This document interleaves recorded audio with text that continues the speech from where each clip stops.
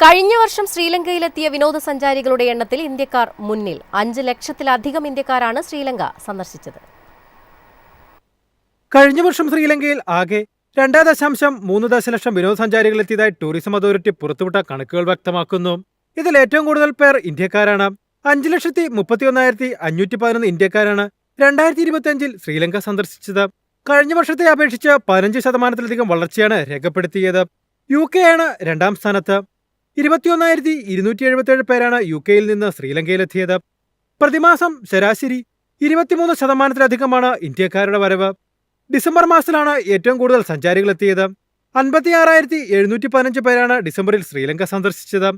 മൊത്തം വിനോദസഞ്ചാരികളുടെ എണ്ണത്തിൽ 92.7% യൂറോപ്പ്, ഏഷ്യ പസഫിക് മേഖലയിൽ നിന്നാണ്. ഇതിൽ 51.3% യൂറോപ്പിൽ നിന്നാണ്. 2026-ലെ ആദ്യ 15 ദിവസങ്ങളിൽ 1,31,898 വിനോദസഞ്ചാരികൾ ഇതിനകം രാജ്യം സന്ദർശിച്ചിട്ടുണ്ടെന്ന് ടൂറിസം വികസന അതോറിറ്റി പറയുന്നു.